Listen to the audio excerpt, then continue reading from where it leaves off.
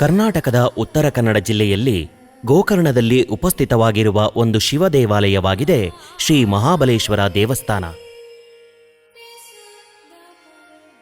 ಕಾರವಾರ ನಗರದ ಸಮೀಪ ಹಾಗೂ ಅರಬ್ಬಿ ಸಮುದ್ರದ ತೀರದಲ್ಲಿ ಈ ದೇವಾಲಯವು ಕಂಡುಬರುತ್ತದೆ.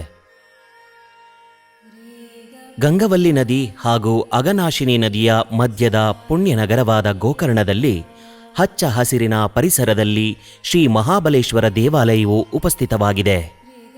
ಇಲ್ಲಿ ಪ್ರತಿಷ್ಠಾಪನೆಯಾಗಿರುವ ದೇವರನ್ನು ಪ್ರಾಣಲಿಂಗ ಎಂದು ಕೂಡ ಕರೆಯಲಾಗುತ್ತದೆ. ಹಾಗೆ ಆತ್ಮಲಿಂಗವೆಂದು ಪೂಜಿಸಲಾಗುತ್ತದೆ. ಇಲ್ಲಿ ಮಹಾಬಲೇಶ್ವರವು ಪಶ್ಚಿಮಾಭಿಮುಖವಾಗಿ ಅರಬ್ಬಿ ಸಮುದ್ರಕ್ಕೆ ಮುಖ ಮಾಡಿದೆ. ದೇವಾಲಯದ ಎದುರಿನ ಅರಬ್ಬಿ ಸಮುದ್ರದಲ್ಲಿ ಸ್ನಾನ ಮಾಡುವುದು, ತಲೆ ಕೂದಲು ಕೊಡುವುದು ಮತ್ತು ಉಪವಾಸ ಮಾಡುವುದು ಹೀಗೆ ಅನೇಕ ಧಾರ್ಮಿಕ ಆಚರಣೆಗಳು ಇಲ್ಲಿ ಕಂಡುಬರುತ್ತವೆ. ನಂತರ ಅವರು ಮಹಾಬಲೇಶ್ವರ ದೇವಸ್ಥಾನದಿಂದ ಕೆಲವು ಮೀಟರ್ ದೂರದಲ್ಲಿರುವ ಶ್ರೀ ಮಹಾಗಣಪತಿ ದೇವಸ್ಥಾನಕ್ಕೆ ಹೋಗುತ್ತಾರೆ. ನಂತರ ಭಕ್ತರು ಮುಖ್ಯ ದೇವಾಲಯವನ್ನು ತಲುಪಿ ಶ್ರೀ ಮಹಾಬಲೇಶ್ವರನನ್ನು ಪೂಜಿಸುತ್ತಾರೆ. ಸಂಪೂರ್ಣವಾಗಿ ದ್ರಾವಿಡ ಶೈಲಿಯ ವಾಸ್ತುಶಿಲ್ಪವನ್ನು ಹೊಂದಿರುವ ಗೋಕರ್ಣ ಮಹಾಬಲೇಶ್ವರ ದೇವಸ್ಥಾನವು ಅತ್ಯಂತ ಪುರಾತನವಾದ ಹಿಂದೂ ದೇವಸ್ಥಾನಗಳಲ್ಲಿ ಒಂದಾಗಿದೆ. ಗ್ರಾನೈಟ್ ಕಲ್ಲುಗಳಿಂದ ಈ ದೇವಸ್ಥಾನವನ್ನು ನಿರ್ಮಾಣ ಮಾಡಲಾಗಿದೆ.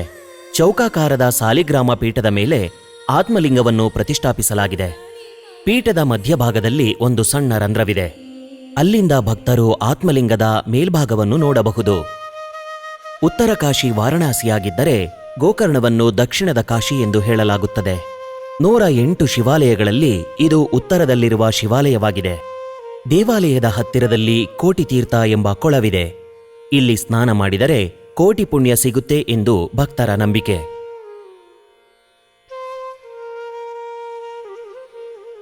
ಈ ದೇವಾಲಯವು ಕರ್ನಾಟಕದ 7 ಪವಿತ್ರ ಮುಕ್ತಿ ದೇವಾಲಯಗಳಲ್ಲಿ ಒಂದಾಗಿದೆ. ಕರ್ನಾಟಕದ ಅನೇಕ ಹಿಂದೂಗಳು ಕುಟುಂಬದ ಮರಣೋತ್ತರ ಆಚರಣೆಯನ್ನು ಮಾಡುವ ಪವಿತ್ರ ಸ್ಥಳವಾಗಿದೆ. ಕರ್ನಾಟಕದಲ್ಲಿರುವ ಮಿಕ್ಕ 6 ಮುಕ್ತಿ ದೇವಾಲಯಗಳು ಉಡುಪಿ, ಕೊಲ್ಲೂರು, ಸುಬ್ರಹ್ಮಣ್ಯ, ಕುಂಬಸಿ, ಕೋಟೇಶ್ವರ, ಶಂಕರನಾರಾಯಣ ಎನ್ನುವುದಾಗಿದೆ.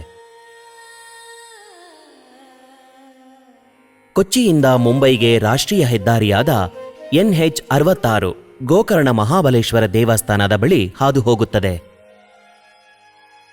ಕಾರವಾರದಿಂದ 56 ಕಿಲೋಮೀಟರ್, ಮಂಗಳೂರಿನಿಂದ 252 ಕಿಲೋಮೀಟರ್, ಹುಬ್ಬಳ್ಳಿಯಿಂದ 145 ಕಿಲೋಮೀಟರ್, ಬೆಂಗಳೂರಿನಿಂದ 450 ಕಿಲೋಮೀಟರ್ ದೂರದಲ್ಲಿ ಈ ಪವಿತ್ರವಾದ ಸ್ಥಳವಿದೆ. ದೇವಾಲಯದ ಮೂಲದ ಬಗ್ಗೆ ಒಂದು ಪೌರಾಣಿಕ ಕಥೆ ಇದೆ.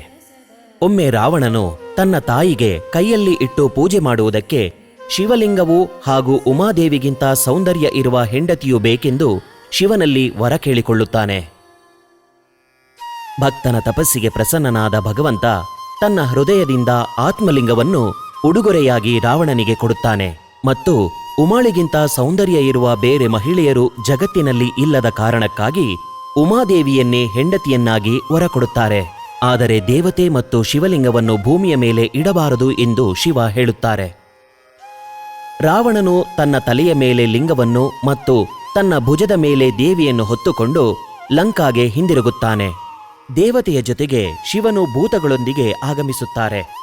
ಮಹಾವಿಷ್ಣು ಗೋಕರ್ಣದಲ್ಲಿ ಬ್ರಾಹ್ಮಣ ರೂಪ ಧರಿಸಿ ರಾವಣನನ್ನು ಭೇಟಿ ಮಾಡಿ ರಾವಣ ಹೇಳಿದ ಕತೆಗಳನ್ನು ಕೇಳಿ ನಗುತ್ತಾ ಇವಳೇನಾ ಸುಂದರಿ ಎಂದು ಕೇಳುತ್ತಾರೆ. ಇದನ್ನು ಕೇಳಿದ ರಾವಣ ನೋಡುತ್ತಾನೆ. ಆಗ ಭಯಂಕರವಾದ ಕಪ್ಪು ಬಣ್ಣದ ಒಬ್ಬ ಮಹಿಳೆ ಕಾಣುತ್ತಾಳೆ.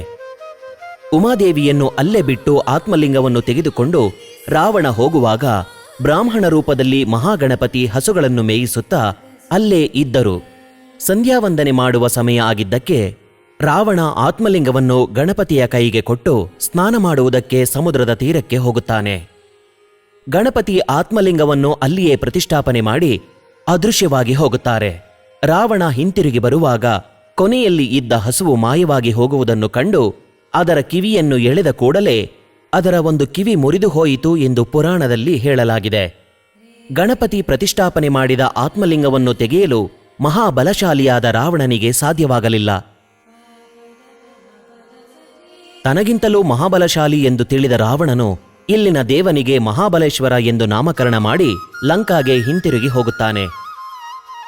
ರಾವಣ ಗೋಕರ್ಣದಲ್ಲಿ ಬಿಟ್ಟು ಹೋದ ಉಮಾದೇವಿ ದುರ್ಗಾದೇವಿಯಾಗಿ ಮತ್ತು ಹಸುವಿನ ಕಿವಿ ಗೋಕರ್ಣವಾಗಿ ಆತ್ಮಲಿಂಗವು ಮಹಾಬಲೇಶ್ವರ ಎಂಬ ಹೆಸರಿನಲ್ಲಿ ಇಲ್ಲಿ ನೆಲೆಗೊಂಡಿದೆ ಎಂದು ಪ್ರಾಚೀನ ಕಥೆಗಳು ಹೇಳುತ್ತವೆ.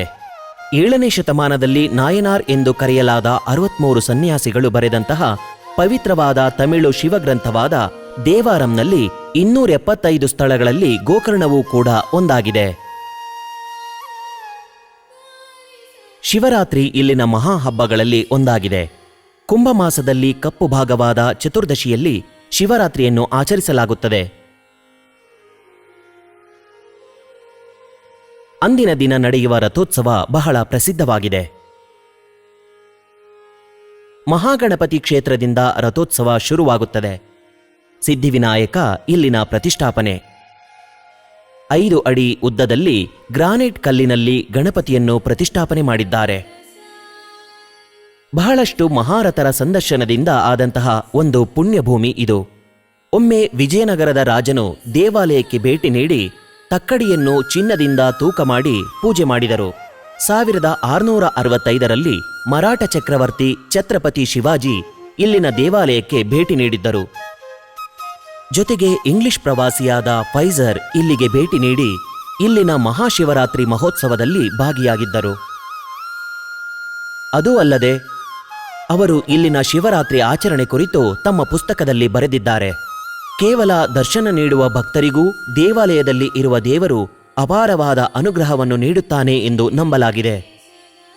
ಇಲ್ಲಿರುವ ಭಗವಂತನ ವಿಗ್ರಹವು ತುಂಬಾ ಆಧ್ಯಾತ್ಮಿಕವಾಗಿದೆ.